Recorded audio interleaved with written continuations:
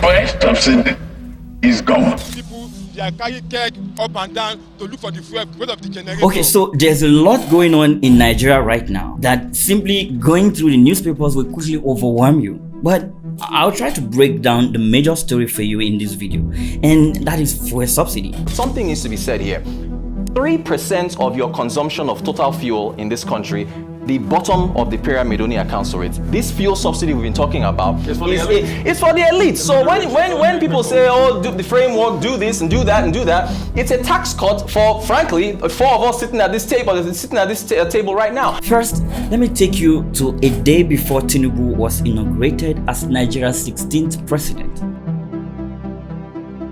I was in this filling station in the capital city of Abuja to get petrol for my car, and the price was 195 naira. Well, fast forward few minutes after Tinubu delivered his inauguration speech, and this is the current pump price. And experts say it's going to get a lot worse from July 1st. So, how did the president's speech magically catapult the price of petrol from 195 naira to 536 naira in 4 hours? The underlying word here is fuel subsidy. It is not about subsidy. Many filling stations across the country shut down operations. But what exactly is fuel subsidy? I know that's the question on everybody's mind at the moment. Well, let's say you are a farmer. You own large farmlands and cultivate cassava. Your cassava is of great quality and your neighbors envy you for that. But you have just this one little problem. Your children, 36 of them, for whatever reason you want to have that number of children, I don't know, but let's focus. So your 36 children have their own children and each consumes a bag of garri per month. That itself is not a problem since you own a large cassava plantation, right? You could easily harvest your cassava and boom, there's a lot of garri in the house to distribute to them, right? Well, except your children are goats, they need to somehow process this cassava in order for them to have garri available to consume, right? And therein lies your problem. All your 4 processing plants are bad. So what do? You decided to export all your cassava at harvest to Europe, where they have the best processing plants. And after the cassava is processed into garri, you buy the finished product, which is garri, for your children to have enough so they don't die of hunger. Now, remember when you exported that cassava, you were paid in dollars, which is the global trade currency. So in turn, when you want to buy the processed garri, you also need to pay in dollars. But hang on. The price of unprocessed cassava is fixed internationally, so you can't go around and add money to it. It don't work.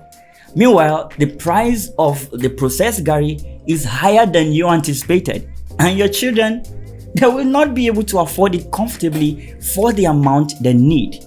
More so, your currency is weak against the dollar, so any importation is kind of expensive. So, as a good father that you are, you decided to step in and say, okay, well, I will pay a portion of the money required to import the processed garri.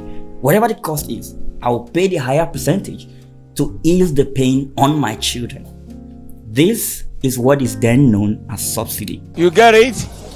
If you don't get it, forget about it. So if the price of garri was 600 naira per bag, you agreed to pay 400 naira and your children gladly paid 200 naira for the product.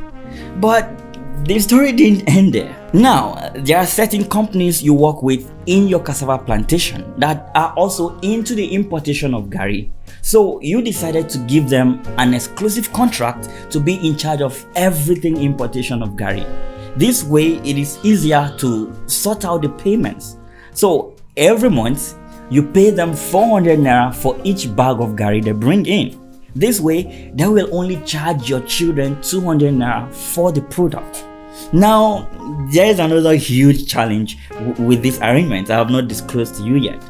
And it is the fact that the subsidy is actually paid in dollars and not naira.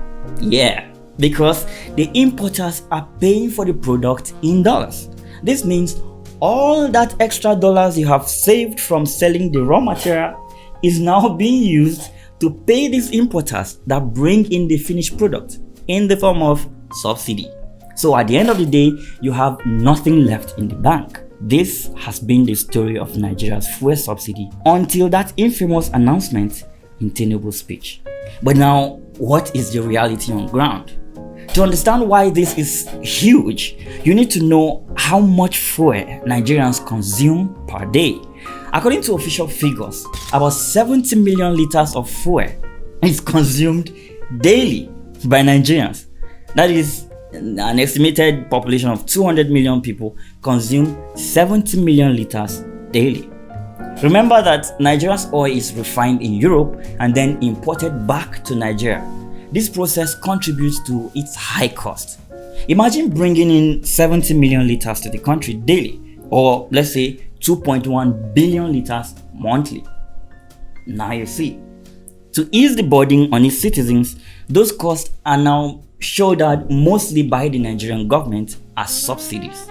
This retail cost determines the cost of almost every good and service in Nigeria. But who was the magician behind all of these fuel subsidy arrangements? You see, back in the 1970s, the Nigerian government introduced an oil subsidy to cushion the effect of rising global oil prices. The 𝗬𝗪cie 𝗂𝗧𝗵 military regime then formalized the subsidy arrangement in 1977 when it introduced the Price Control Act, which regulated prices of items including fuel. Note, however, that the volume consumed was not as ridiculous as the figures they are telling us now. Subsequent administrations have, however, tried to remove the subsidy, but they failed to do so because the subsidy now became widely popular among citizens. But as time went on, it gradually became a heavy burden to the government as the cost of maintaining the subsidy increased over the years. Remember, in January 2012, when then President Goodluck Jonathan announced the subsidy removal, fuel prices increased from 65 naira, which is $0.14, to 140 naira, that is $0.3 per liter. The removal sparked widespread protest for 2 weeks, organized by labor unions, civil society, and opposition party leaders, including, wait for it, Tinubu. Yes. He led the then APC whatever, including our famous prophet of change that just left the government, to protest that arrangement.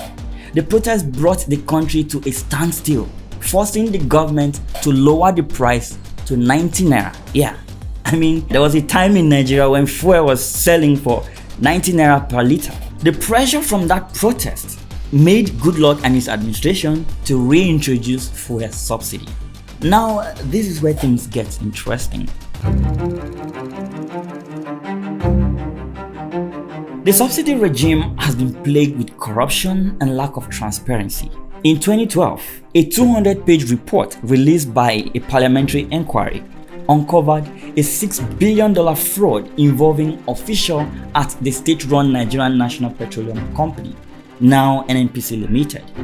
Since then, governors and members of parliament have routinely called for an investigation into NNPC and a review of subsidy payments to oil marketers. In 2015, former President Muhammadu Buhari referred to the subsidy as fraud and non-existent, even though his administration retained it, spending 11.7 trillion naira, that is $26 billion between 2016 and 2023, on the same fraud, that is the subsidy that he called a fraud back in 2015. Now, this figure spent by the Buhari administration is the highest of any administration.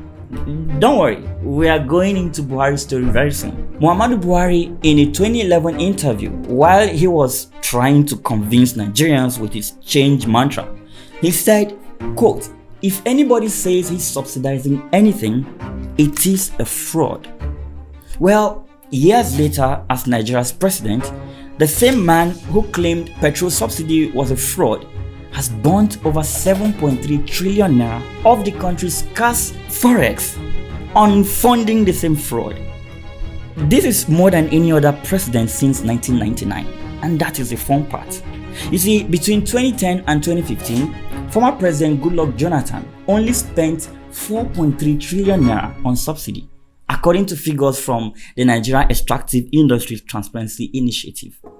Nigeria's petrol consumption under Jonathan hovered between 30 to 35 million liters daily. But under President Muhammadu Buhari, however, as both president and petroleum minister, consumption was crazy. Is it like the 55 million liters per day or 93 million liters? I really can't tell which of the figure is real. But in 2021, Buhari's government spent 1.7 trillion naira on petrol subsidy.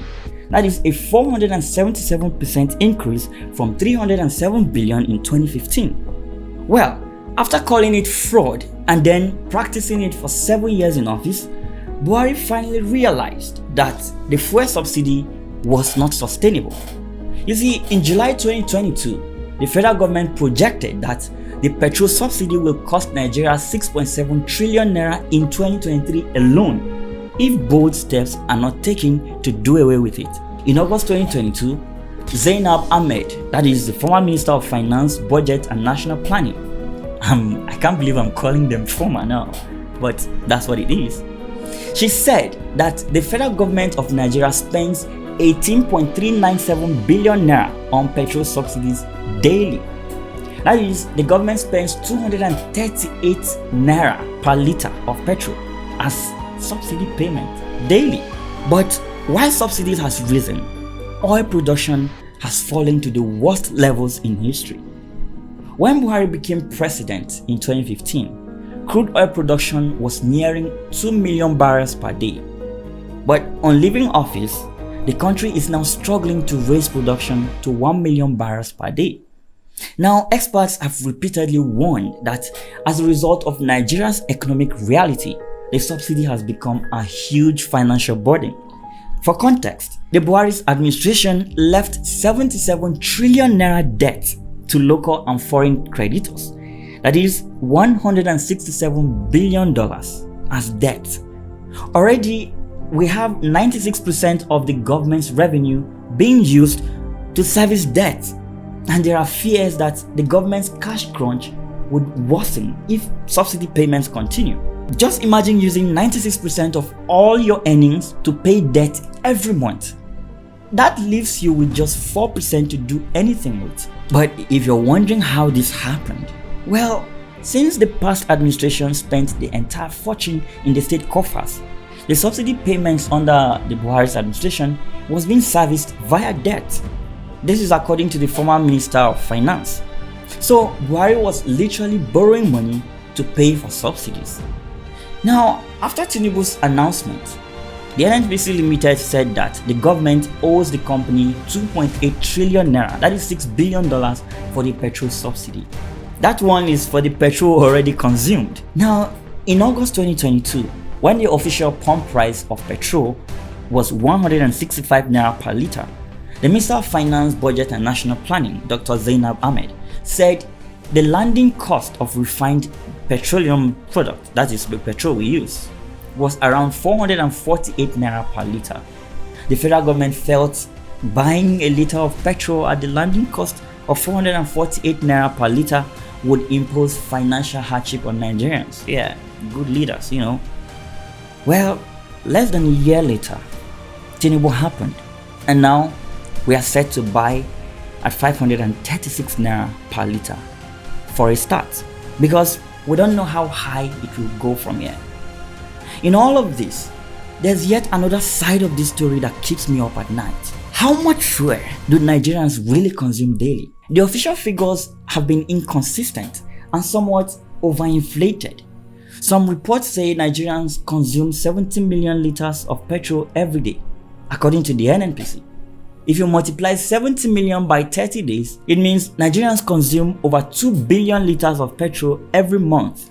So, to subsidize our monthly fuel consumption, the government, according to 𝗪𝗪𝗂𝗧 𝗂𝗂𝗪, the former Minister of Labor and Employment, spends between 250 billion naira to 300 billion naira every month. That's a lot of fuel used daily. Like, are we driving to heaven or something?